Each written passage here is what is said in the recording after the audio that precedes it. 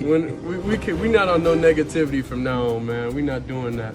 I'm just here to be positive, and I don't speak on anything negative, you know. So that's the new wave. That's what we going forward with. Anything negative, we not talking about it. We not speaking on it. Not judging the Browns for the decision. That's entirely a football move. Yeah, I think whatever Kevin Stefanski says is fair because it's Kevin Stefanski's team and it's his process.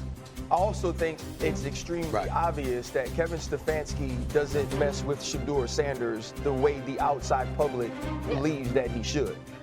When you think about this process, it feels that Kevin Stefanski wasn't ready to draft Shedeur Sanders, and then upon drafting him, he didn't put a plan in place to handle the person.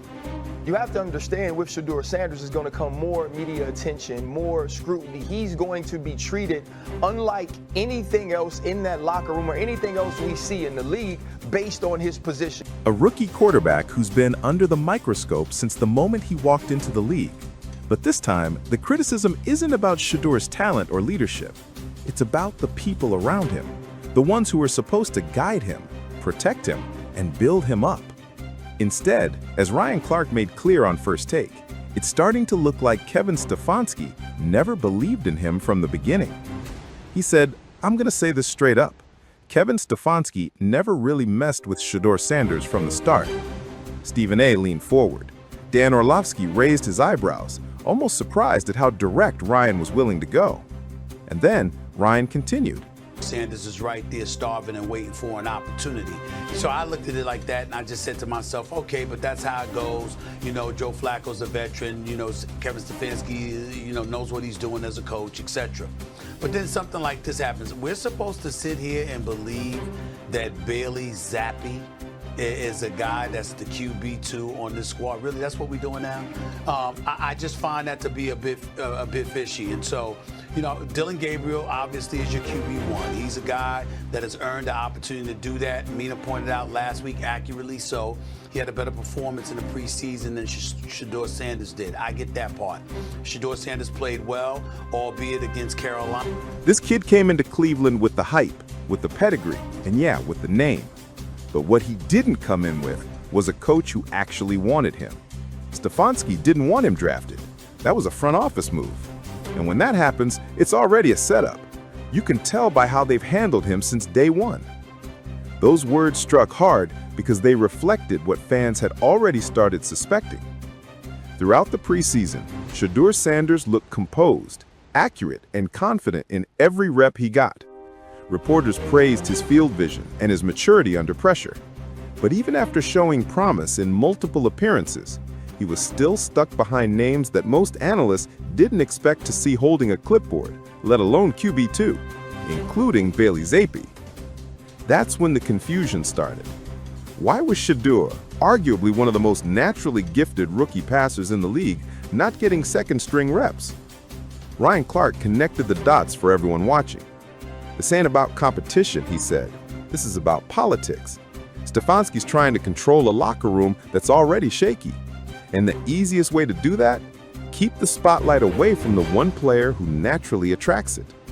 He was talking about Shedeur's presence. From his college days under Deion Sanders at Colorado, Shedeur wasn't just a quarterback. He was a brand, a symbol of a new kind of athlete who understands both the business and the game. His name alone brings cameras. But that spotlight can make some coaches uncomfortable, especially ones who prefer quiet systems and predictable hierarchies. Kevin Stefanski is exactly that type of coach. Stephen A. Smith jumped in, adding even more fuel to the fire. Ryan, I agree with you, brother. You look at how Stefanski runs this team, he's methodical, he's careful, sometimes too careful. You're telling me he's got Shedeur Sanders, a guy who can stretch the field, who can handle pressure, and instead he's letting him rot on the bench behind a guy who's still figuring out how to throw a slant route? That don't make sense. Dan Orlovsky tried to cool things down, saying the Browns might be protecting Shedeur from too much early pressure. But Ryan wasn't having it. If we had this much excitement on the sideline, the players are responding differently. The fans are responding differently. Everybody is chiming in a little differently when this man is up under center. It's not like he's incapable because he showed that. What I'm saying is, if you would have gave half of the treatment that you've given Dylan Gabriel, what would that look like? And it is abundantly clear that he's going to say the right things. He's going to put on and, oh, yeah, well, we're making it about young man development. You're not making it about young man development. When you sit up here having a guy who's been up under your tutelage going on for 6 months and you haven't developed him the right way, Coach of the Year. And I like Stefanski, but it's no person that I'm not going to sit up here and talk about, whether it's Jalen Hurts, Lamar Jackson, Josh Allen, Kevin Stefanski, Kevin Patullo. It does not matter. You get the same thought process that I deem, and I'm like, nah, bro, that's not right, and you know it's not right. And it's just given what we see. You see, this is the kind of stuff right here that brings tears to my eyes right now. I'm getting a little bit emotional. Because this is what I'm talking about. That's all I was asking. See, Dan, let America know. I asked Dan a question. And see, this is the part that's so slick about Dan. And Woody, it depends on what he's wearing. When he's wearing a suit, he goes political. When he just got on a shirt, then he a little bit more raw. But he gets political when he get on a suit, Shay. That's who he is. He becomes a little bit more political. I'm not gonna let y'all do that. In Dio's case, I said Woody. In Dio's case, listen, brilliant football mind. Sometimes, you know what I'm saying, the brilliance overtakes you because you are a brilliant football mind, Dio. I'm proud to call you a colleague, my brother. I learn from you every day. But here's the problem. You're also a very nice guy. And you're very, very nice. And this man knows that Kevin Stefanski is a hell of a coach, okay? And he knows that. But the flip side to it, because he's so exceptional, there's a reality that comes his position. And when you hear all the noise emanating out of Cleveland, you know good and damn well, again, you ain't going nowhere. Your damn season's over. The teammates are on the sideline, hyped over what they're seeing. The one thing, yeah, you guys scored the touchdowns, I got it. But you don't sit up there and take Shedeur Sanders out. You throw him into the Lions den. Throw him right in there. Let's find out what he does near the goal line. Let's find out what decision he'll make. Let's find out. But that's not going to change your perspective. Here's my whole thing with you guys with this Shedeur and Stefanski situation. Stefanski can do no right by you guys in this situation. That's not true. That's not true. You guys, That's a lie. And I don't want to put words in your mouth. I'm trying to be very respectful here. No. You guys are implying that he intentionally took Shedeur out of the game from like the 1 yard line. I didn't say that. I did not say that. No, I did not say that's that. not what I'm implying. He asked why instead of finding out. That's right. Why? Like, why take Shedeur out when you're trying to see what Shedeur? But they've done that before this year, Stephen A. Like the Browns have done that before. No. All right. No. Earlier you got a season. The season's over. What you're trying to find out now, what Cleveland wants to know about now, is Shedeur.